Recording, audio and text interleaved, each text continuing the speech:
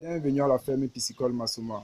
Là, nous allons faire une petite visite guidée du côté de l'écloserie où les stagiaires de l'Institut des sciences halieutiques, l'Université de Douala et Yabas, ils sont en train d'effectuer leurs dispositifs expérimentaux pour la réalisation de leurs expériences. Bon, suivez-moi pour la visite. Ok. Bon, là, nous avons les stagiaires de l'Institut des sciences halieutiques. Bon, ils vont nous dire exactement ce qu'ils sont en train de faire. À ce moment-là, aussi un peu. Bon, le maître d'œuvre, il se présente, il dit ce qu'il est en train de faire. Ouais, bonjour. Bonjour, monsieur Joël. C'est Kachena aussi, élève ingénieur de l'Institut des sciences halieutiques de Yabassi. Actuellement, nous sommes en train de monter un circuit fermé. Donc, dans notre écloserie à Boudjongo, nous voulons agrandir la ferme et plus ménager en écloserie. Donc, par conséquent, nous avons vu que les tables et les bassins qu'on avait à l'écloserie étaient insuffisants. Et pour la production massive d'argile. D'accord.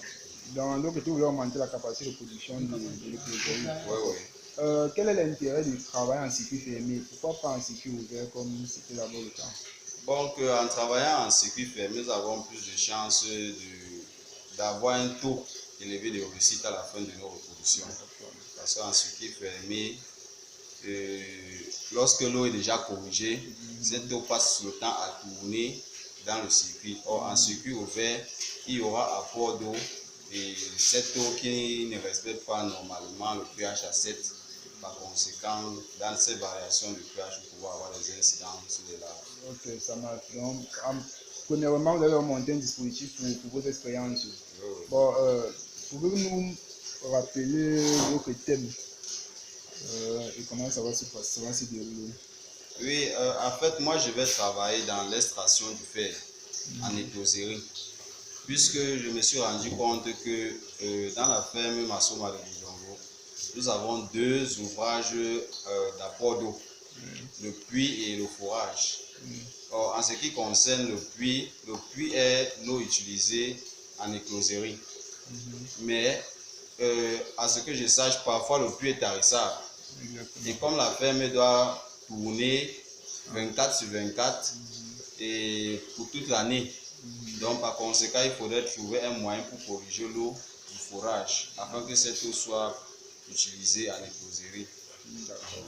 Ok. Bon, là, nous avons d'autres stagiaires là. Est-ce qu'ils les assistent pour la conception et la réalisation de ces circuits fermés là? Parce qu'eux, ils vont travailler plus à l'extérieur, au niveau de l'alimentation et du processement. Donc là, c'est en d'autres termes le circuit, ce qu'ils sont en train de réaliser. Comme je disais tantôt, l'avantage du circuit fermé. Grâce à ce circuit fermé, ils vont produire des aliments qui vont nous aider dans le cadre de l'alimentation. D'accord. Ok. Comme je disais tantôt, l'avantage du circuit fermé est qu'en circuit fermé, les paramètres physico-chimiques de l'eau sont constants. Le souci avec le circuit ouvert est que lorsque les paramètres ne sont pas optimales, ça va ralentir la croissance des larves et le taux de mortalité va être plus élevé. Par contre, en corrigeant ces paramètres, on atteint le pic de croissance en écloserie. Donc voilà les dispositifs, les matériaux du circuit fermé. Là, nous avons la pompe. Ici, nous avons une lampe UV pour la filtration, pour la stérilisation. Voilà l'ancien système en circuit fermé que nous avons là. Ce qu'ils vont essayer de faire, c'est agrandir la capacité de l'écloserie. Avec ces dispositifs, on peut facilement produire une grande quantité d'argent. Là sont les choux-tailles, la dernière reproduction. On les conserver pendant 1 an, ils vont constituer la banque des géniteurs. En ce moment, ils sont une centaine, en moyenne 110 ou 115, je pense bien, au dernier comptage. Donc, ils en ont là pour 1 an. On va les stocker dans un étang approprié. Et dans 1 an, ils auront un poids moyen de 2 kg s'ils sont bien alimentés. Ici, ce sont les larves de la dernière reproduction. En ce moment, ils ont 10 jours. Donc, après 2 semaines, on va les transférer dans les bacs plus adéquats. Bon, là, c'est la suite des larves de la même reproduction. Là, on a un petit circuit fermé pour juste une filtration mécanique. Toujours sur ces 2 semaines. Là, on a un mélange de porcelaine écrasé. C'est des filtres mécaniques biologiques. Ici, nous avons une pomme qui va même dans le circuit. Ouais, voilà les larves de la production. Donc, ici, ils en ont encore pour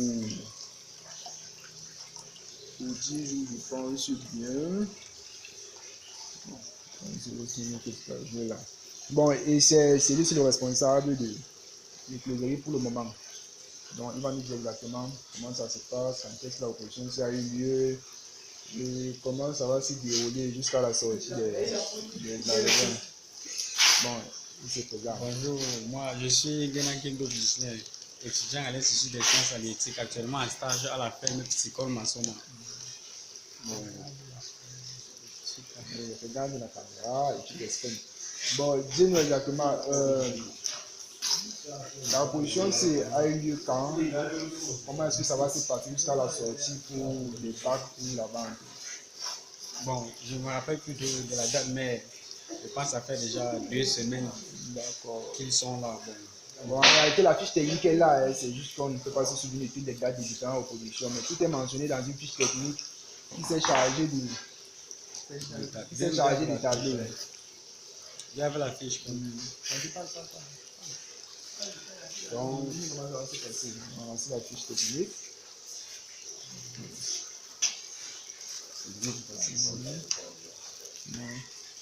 Donc, la reproduction a été faite le 10/3/2018.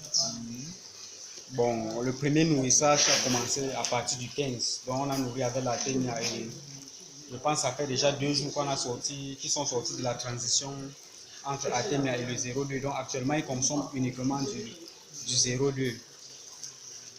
Et après cette phase-là, on va les nourrir avec du 0,3. Et après le 0,4, le 0,5, ainsi de suite jusqu'à la fin du cycle. Bon, ils ont à faire 51 jours pour sortir de l'écloserie. Avec quel poids en moyenne? Avec un poids moyen de 10 grammes. Avec un poids moyen de 10 grammes, ils sont censés sortir de l'écloserie à 55 jours. Donc, voici le 0,2 en question. Ça, c'est l'aliment 0,2 en question. Quand on parle de 0 centième de granulométrie, ça veut dire 0,2 mm. C'est la granulométrie la plus fine. Là, c'est comme ça qu'on le met, juste en très faible quantité. Parce qu'actuellement, ce qu'ils font, c'est juste une filtration. Ils essaient de filtrer la matière nutritive contenue dans l'eau. Donc là, vous pouvez observer quand ils mangent. Bon, merci, monsieur Nguénan.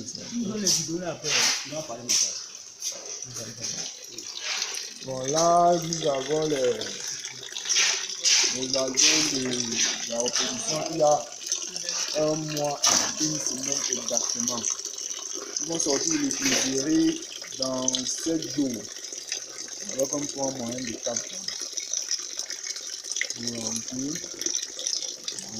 C'est ça. Et là, on peut fonctionner en circuit ouvert parce qu'à cette taille-ci, il résiste facilement aux variations des paramètres de l'eau.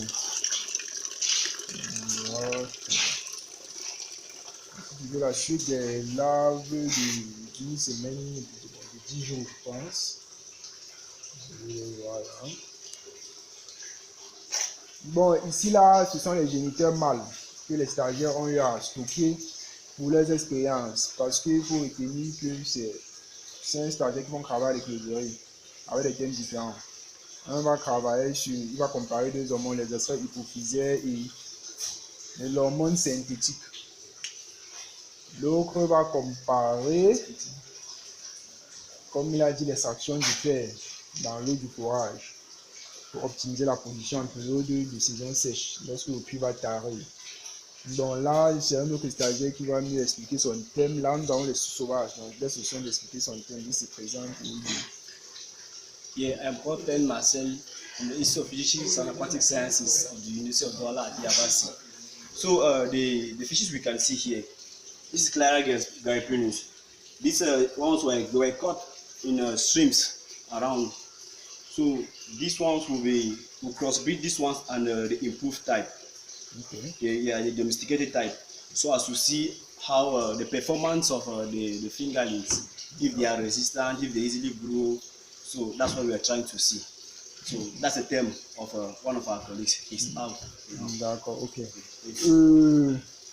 Ouais, c'était encore un autre avantage dans la structure, c'est que ça va permettre d'éviter la consanguinité. On n'a pas mentionné, parce qu'en plus de vérifier les paramètres de croissance, de résistance et d'endurance, on évalue aussi, on permet aussi d'éviter la consanguinité.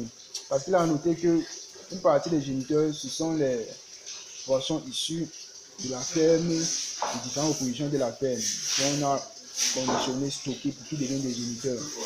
Donc, pour éviter ce problème de consanguinité, on est obligé d'introduire des souches sauvages pour avoir une nouvelle génération d'individus. Bon, monsieur Penmassé, a-t-il encore quelque chose à ajouter? Yeah, and these ones are males. So the one we are going to take from the farm, they are females. Yeah, so we extract the sperms from the males here, then the females now will extract the egg from the females, then we do the reproduction. Thank you for now. Thank you. Ok. Là, voici en gros les produits à faire ici comme maintenant. Donc, la prochaine vidéo, ça va être pour le lancement effectif de cette technologie. Donc, le lancement, c'est lundi. Après, nous sommes samedi le 14 avril 2018. Donc, lundi, on va lancer le circuit fermé avec les expériences des stagiaires. Donc, nous vous remercions.